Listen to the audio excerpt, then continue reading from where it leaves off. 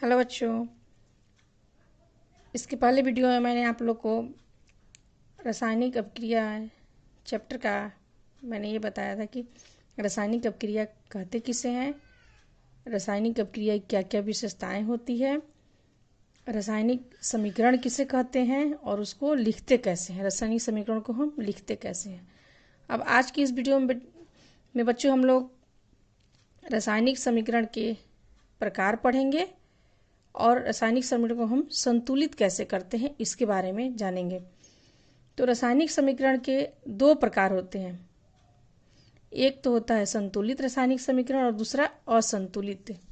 संतुलित से मतलब है कि जैसे मान लीजिए कि अभिकारक और प्रतिफल दो होते हैं, एक बाईं तरफ वाले को हम अभिकारक कहते हैं और दाईं तरफ वाले को प्रतिफल कहते हैं। ये जो तीर के बाईं तरफ होता है उसे कहते हैं अभिकारक और तीर की जो दाईं तरफ होता है उसे कहते हैं प्रतिफल। तो वैसी रासायनिक समीकरण जिसमें अभिकारक तथा प्रतिफल दोनों के तत्वों के परमाणुओं की संख्या बराबर होती है उसे कहते हैं संतुलित रासायनिक समीकरण।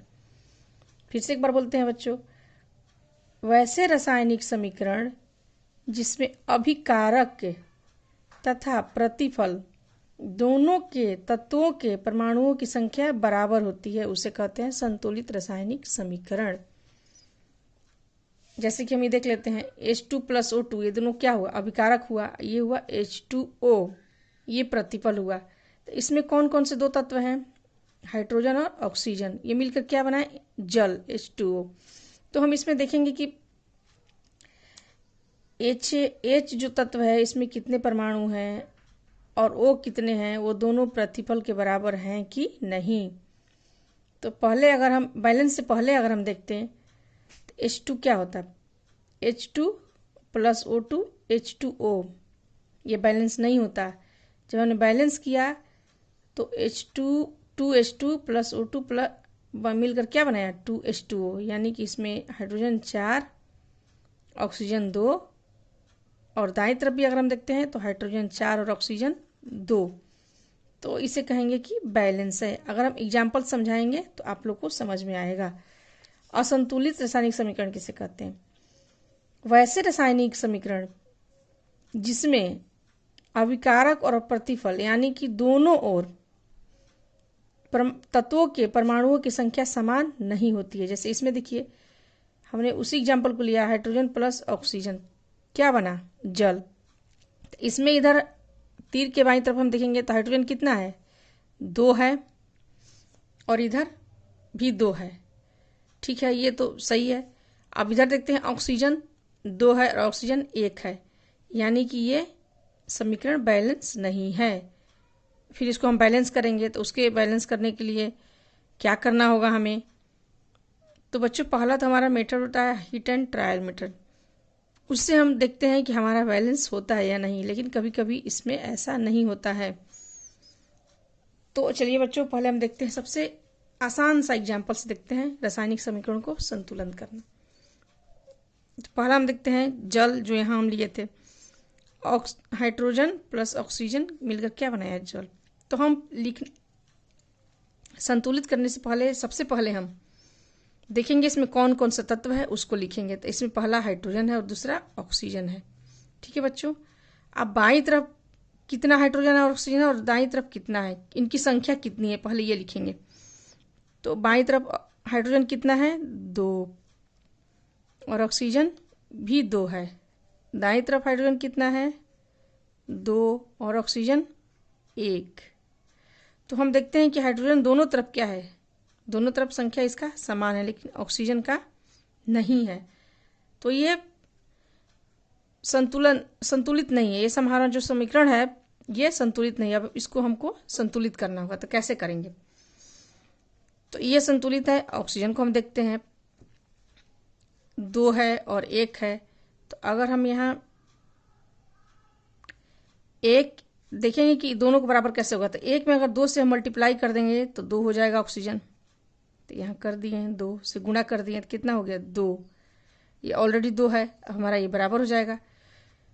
तो किधर हम कर रहे हैं गुणा, ये दाईं तरफ का है, तो दाईं तरफ हम 2 गुणा कर दिए। अब बच्चों ये देखना है कि आप तो कहेंगे कि सिर्फ ऑक्सीजन में हमें करना था, तो ऑक्सीजन में सिर्फ करना था तो हम यहाँ नहीं करेंगे 2 से गुणा, या फिर यहाँ भी नहीं करेंगे, कहाँ करेंगे, सबसे आगे करेंगे, आगे में ही हम गुणा करेंगे। और ये 2 गुणा करने से मतलब हो गया कि ये दोनों तत्वों में हो गया गुणा, 2 से दोनों तत्वों में गुणा हुआ। ये नहीं कि सिर्फ ये ऑक्सीजन से ही हुआ, बल्कि ये हाइड्रोजन में भी हुआ और ऑक्सीजन में भी हुआ, दोनों में हो गया। तो अब हम देखते हैं कि अगर ये 2 से यहाँ हम गुणा कर दिए तो 2 हाइड्रोजन कितना हो गया, पहले हाइड्रोजन में करते हैं, 2 दूनी 4, 2 इसमें भी हो गया तो ये 4 हो गया। ऑक्सीजन में 2 से किए तो 2 हो गया। ठीक है, अब इधर देखते हैं हम बच्चों, इधर तो 4 है नहीं, इधर तो 2 है, अब इसको भी बैलेंस करना होगा। तो इसमें अगर हम 2 से कर देंगे तो ये क्या हो जाएगा 4। तो अब इधर बाईं तरफ हम 2 कर दिए तो 2 दूनी 4। अब देखते हैं क्या हुआ है, ये इधर भी बाईं तरफ भी हाइड्रोजन 4 है और दाईं तरफ भी 4 है, ये बैलेंस हो गया, हमारा बराबर हो गया। बाईं तरफ ऑक्सीजन 2 है और दाईं तरफ भी 2 हो गया। इसका मतलब कि हमारा अब ये जो रासायनिक समीकरण है क्या हो गया, संतुलित हो गया। चलिए बच्चे और एक एग्जाम्पल और लेते हैं हम, उससे हम लोग समझते हैं।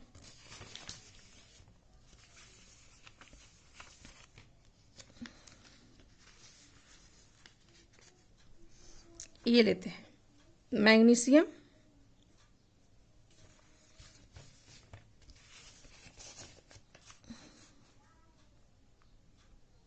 रासायनिक समीकरण को संतुलित करना।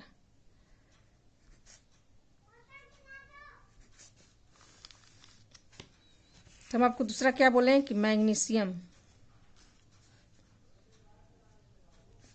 प्लस HCl, इसका नाम क्या है, हाइड्रोजन क्लोराइड। अगर ये अभिक्रिया करते हैं तो बनाते हैं MgCl2 प्लस क्या बनाते हैं, हाइड्रोजन गैस बनाते हैं।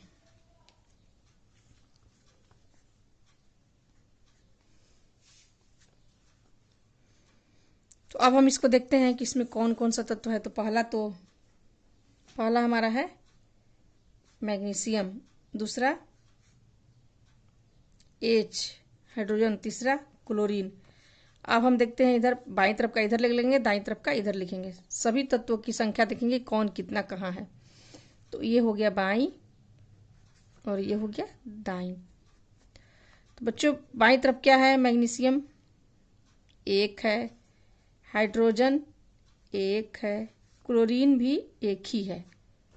ठीक है, अब देखते हैं दाईं तरफ मैग्नीशियम कितना है, 1 है, हाइड्रोजन लिख दिए हैं, अच्छा ठीक है, हाइड्रोजन 2 है, क्लोरीन भी 2 है। ठीक है, देखिए मैग्नीशियम 1 है, क्लोरीन 2 है, हाइड्रोजन 2 है। तो हम देखते हैं कौन बैलेंस है कौन नहीं है, कौन बराबर है। तो मैग्नीशियम दोनों तरफ बराबर है, हाइड्रोजन बराबर नहीं है, क्लोरीन भी बराबर नहीं है। तो अब हम इसको कैसे करेंगे ये देखेंगे। कोई भी ले लेते हैं, हाइड्रोजन या क्लोरीन कोई भी ले लेते हैं। पहले ऐसे देखते हैं कि जो ग्रुप में होता है या ग्रुप से अलग होता है, जो ग्रुप में होता है उसको हम पहले करना चाहेंगे, उससे हमारा बैलेंस करना क्या हो जाएगा, आसान हो जाएगा। तो इसमें ग्रुप में कौन है, क्लोरीन है, तो क्लोरीन को पहले करते हैं। यहाँ भी ग्रुप में है, यहाँ भी ग्रुप में है, तो पहले क्लोरीन को करते हैं। 2 हमको 2 इधर भी लाना है, तो 2 से क्या किए, मल्टीप्लाई कर दिए, कितना हो गया, क्लोरीन 2 हो गया। तो अब इधर क्लोरीन हम किए हैं तो 2। अब बच्चों यहाँ नहीं करेंगे, इस चीज़ का ध्यान रखना है, ना इधर करेंगे ना इधर करेंगे, सीधे आगे मल्टीप्लाई करेंगे। तो 2 से गुणा कर दिए आगे जहाँ क्लोरीन है। तो अब यहाँ हाइड्रोजन में भी हो गया 2 से, तो हाइड्रोजन भी यहाँ क्या हो गया, 2 हो गया। ठीक है, अब इधर हम देखते हैं क्लोरीन तो 2 है ही, दोनों तरफ 2 हो गया बराबर, हाइड्रोजन भी दोनों तरफ हो गया और मैग्नीशियम भी। चलिए बच्चों हो गया, इसमें हमें ज़्यादा कुछ करना नहीं पड़ा। देखिए हाइड्रोजन 2 हो गया, इधर भी 2 हो गया, मैग्नीशियम 1 है, मैग्नीशियम 1 है और क्लोरीन 2 है और क्लोरीन 2 है। तो ये हमारा समीकरण बैलेंस हो गया। अब चलिए एक और एग्जाम्पल हम लोग देख लेते हैं, कुछ बड़ा सा एग्जाम्पल लेते हैं।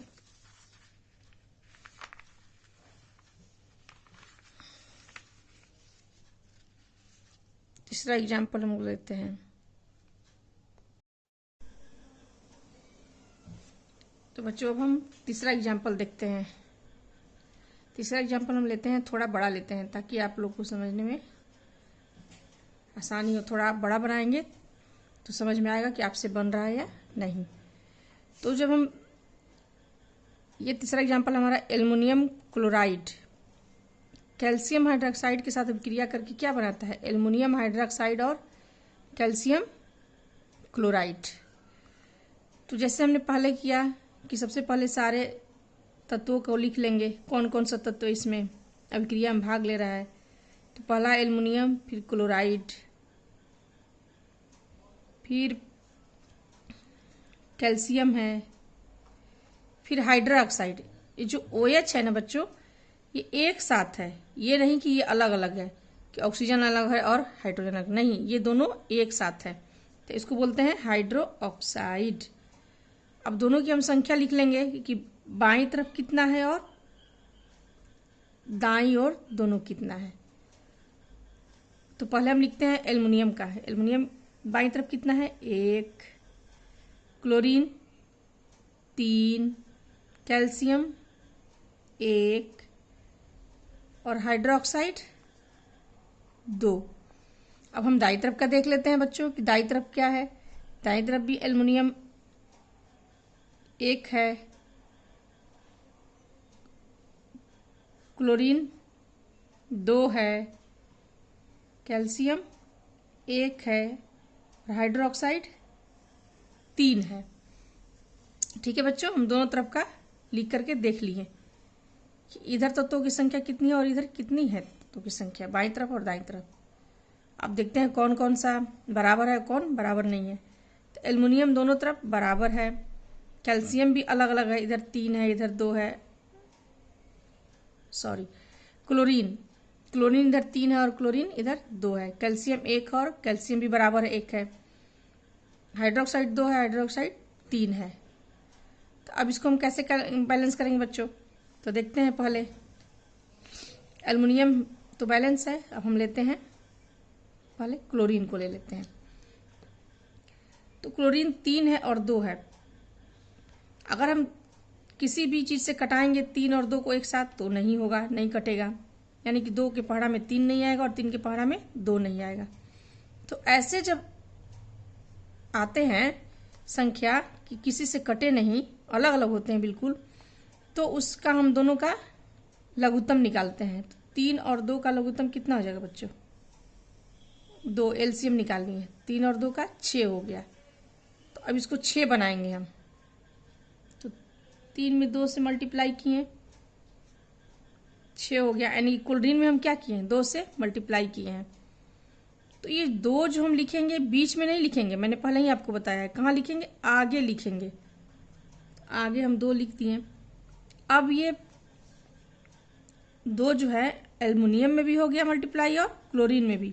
तो चलिए बच्चों हम एल्युमिनियम में कर दे 2 से 2, कितना हो गया 2, क्लोरीन कितना हमारा हो गया 6। अब इधर देखना है हमें, क्लोरीन इधर 6 हो गया तो इधर भी क्लोरीन हमको 6 करना होगा, यानी कि 6 करना होगा। तो 2 में 3 से मल्टीप्लाई करेंगे तो 6।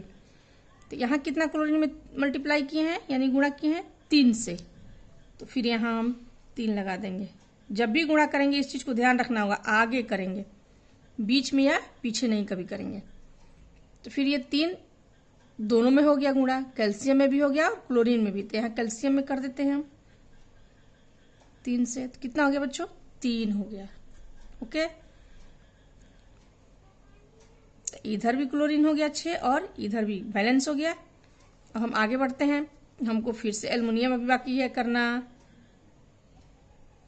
अभी हाइड्रोजन भी अनबैलेंस है, अभी कैल्शियम भी है, सबको देखना है अभी। फिर हम अब ले लेते हैं हाइड्रो ऑक्साइड को। इधर ऑक्साइड 2 है और इधर 3 है। जैसे इसमें किए हैं उसी तरह से इसमें किएंगे। 2 और 3 ये दोनों किसी से नहीं कटेंगे, तो इन दोनों का क्या करेंगे, हम एलसीएम निकाल देंगे।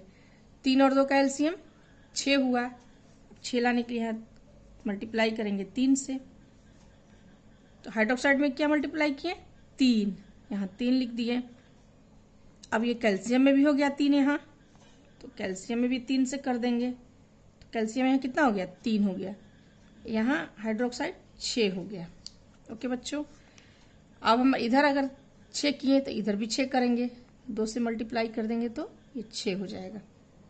ठीक है, हाइड्रोक्साइड में यहाँ कितना से मल्टीप्लाई किए हैं, 2 से, तो इधर चलिए बच्चों कर देते हैं 2 से।